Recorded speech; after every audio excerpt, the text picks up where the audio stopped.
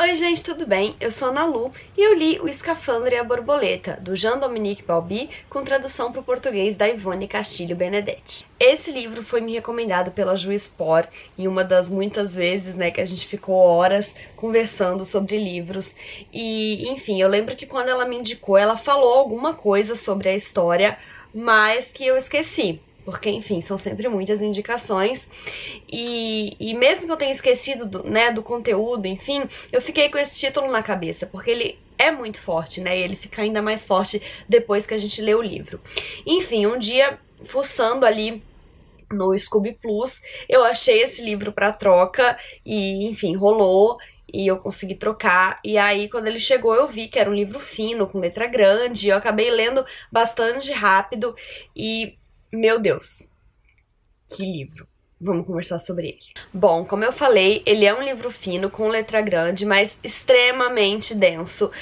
Toda vez que eu penso sobre a forma com que ele foi escrito, eu já fico meio bugada, assim, porque é surreal.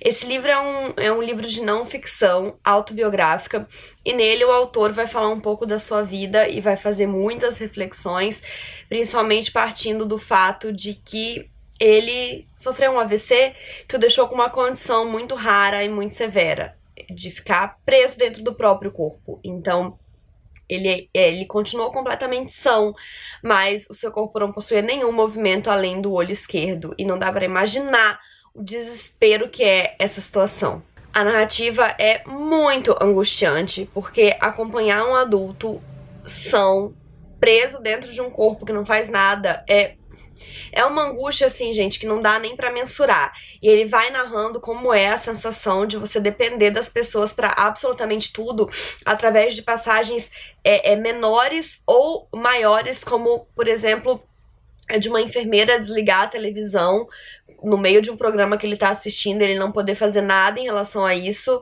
porque, embora tenham criado uma forma de comunicação, não eram todos que se dispunham a parar um tempo pra entendê-lo, pra saber o que ele queria dizer, e até situações grandes que pra gente são pequenas, como um banho. Então tem um capítulo do livro que ele narra o processo de tomar banho todos os dias, né, que precisava de pessoas pra isso, pra limpá-lo, e que essa era uma situação que podia ser vexatória, mas com a qual ele teve que se acostumar. Então toda essa narrativa gente, é muito complicado falar desse livro, porque muitas emoções, muita intensidade, assim, e é incrível como ele conseguiu passar tudo isso. Um ponto muito forte, que não tem como não ser comentado, é a questão da comunicação, porque a comunicação me é muito cara, né, enquanto comunicadora, enquanto tagarela, eu não consigo pensar na possibilidade de não conseguir me comunicar. Eu li Vox no início desse ano, que é um livro sobre uma sociedade distópica, onde as mulheres têm um limite de palavras pra falar por dia, e eu fiquei desesperada enquanto eu tava lendo esse livro, pensando nessa falta de possibilidade de comunicação. E esse livro é uma história real e exacerba tudo isso, porque ele não tem palavra nenhuma, ele não tem nem como mexer uma mão. Então, a forma de comunicação dele ficou extremamente restrita, ele conseguia se comunicar só piscando o olho esquerdo, que era o único movimento que ele tinha.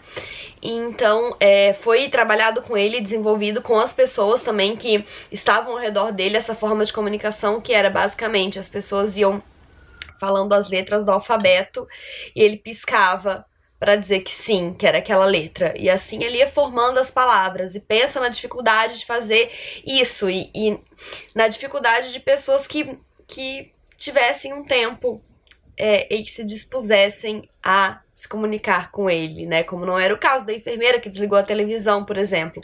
E sim, foi assim que ele escreveu o livro. E essa ideia, na verdade, começou quando ele começou a saber sobre boatos na sociedade próxima, de que ele tinha virado um alface, de que ele não fazia mais nada. E ele começou a se angustiar muito porque ele queria provar para as pessoas que ele não era um sabão, que ele continuava tendo o mesmo cérebro. E então ele resolveu fazer uma correspondência, né, como se fosse uma newsletter, porque era uma correspondência coletiva, onde ele enviava cartas pra falar sobre ele, sobre como ele continuava vendo o mundo, entendendo tudo. E foi daí também que acabou surgindo a ideia do livro, né? E tudo isso ele fez com a ajuda de uma amiga a quem ele ia, então, ditando o livro e ela ia escrevendo. Então imagina a quantidade de sessões que foram necessárias para um livro curto desse. E o mais impactante de tudo, né? Ele não tinha como escrever o livro. Logo, ele pensava nas coisas, ele tinha que decorar para depois ele poder ditar pra amiga. Então, assim, é surreal. É um livro de 139 páginas que, se a gente pensar que teve que ser escrito no improviso, na memória, porque ele não tinha como registrar nada que ele pensava, ele tinha realmente que decorar. É muito louco, assim. É impressionante que as pessoas são capazes de fazer em condições adversas e...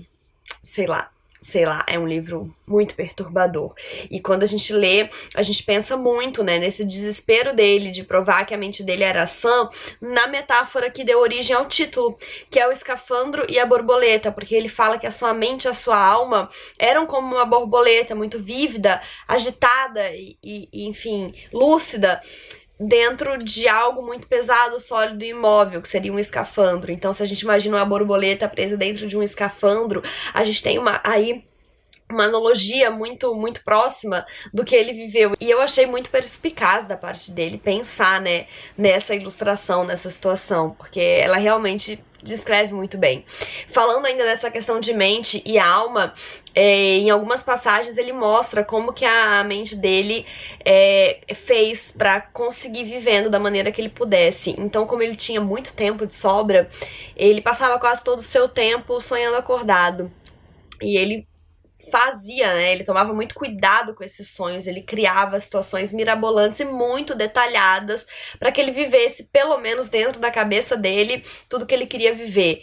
Então ali não só ele vivia, como ele comia muito também, ele imaginava muitos jantares, ele na cabeça dele mastigava com calma e sentia o sabor das coisas. Então essa é uma passagem muito marcante também, o fato de que, né, o que ele fez, o que ele e a mente dele propuseram para que ele continuasse, de certa forma, vivendo da maneira que pudesse, né. O livro foi publicado em 97 e pouco tempo depois ele morreu. Ele terminou de escrever o livro em 96, foi publicado em 97 e 10 dias depois da publicação do livro na França ele faleceu.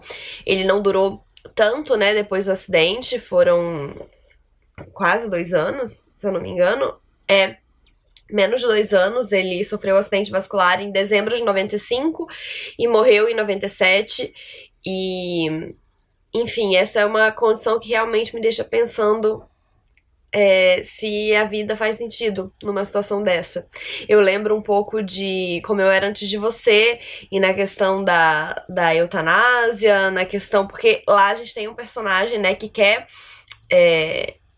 fazer a eutanásia porque ele ficou tetraplégico e pra ele a vida não tem mais sentido. E ele só estava tetraplégico, né? Perto disso aqui, ser tetraplégico é um bálsamo, porque, né? Ele tinha como se comunicar, ele, né, comia, ele ainda podia viver. Agora, uma situação como essa aqui, retratada pelo Jean Dominique, é inimaginável. Eu acho que realmente não tem como você preferir estar vivo. E...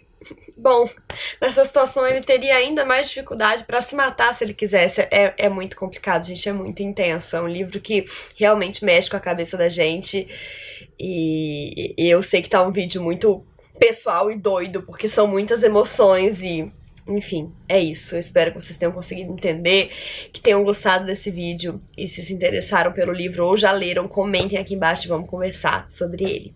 Não esqueçam de se inscrever no canal se ainda não forem inscritos e deixarem um joinha se curtiram, porque isso ajuda muito o canal a crescer. Um beijo e até a próxima. Tchau!